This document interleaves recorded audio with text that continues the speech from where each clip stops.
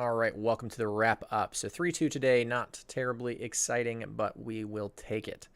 The deck seems great. I'm definitely going to need to play it some more. This was my first league running through it. But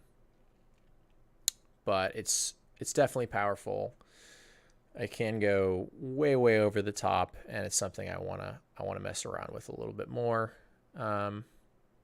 There's always that rogue factor when a deck kind of pops out of nowhere, in quotes. This is not literally out of nowhere, right? We've seen it before. It's been around, but it's never really been a deck that people expected in a tournament setting to go 7-0, to put 3 copies at 7-0 in the Mox playoffs. I don't think anyone would have said, hey, I bet you 3 copies of Hardened Scales Affinity is going to be 7-0 in the Mox playoff. If anybody did, hey, more power to you. But point being, it did sort of rise up out of nowhere for a lot of people. It wasn't really on people's radar. But as it becomes more on people's radar, certainly its value could go down a little bit. That's always the case with any deck. But there's not really a lot that this deck is doing that people aren't inherently already trying to prepare for. It's not like anybody's leaving home without artifact hate. Yeah, Affinity's been sort of on the down low recently, so maybe less artifact hate because of that. But really, is there? I mean, KCI has been receiving a lot of attention. And there's, still plenty of other artifacts in the format. So I don't think it's like people aren't packing their artifact hate and suddenly they will be. But maybe you see a few more pieces.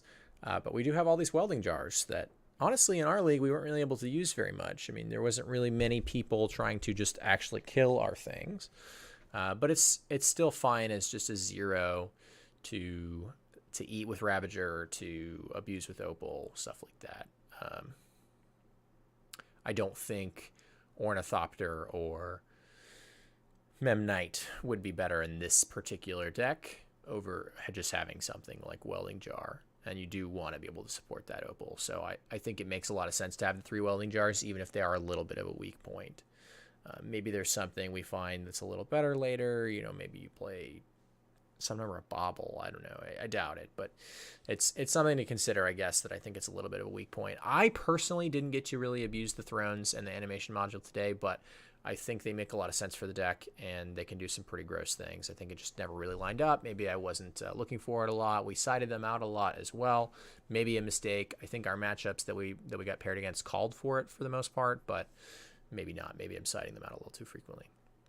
Either way, thanks everybody for watching. It's very much appreciated. If you're interested in more of this kind of content, certainly I have other Modern Nexus videos posted. If you're interested more in this deck, I'll probably be playing it a little bit more on stream this week, perhaps.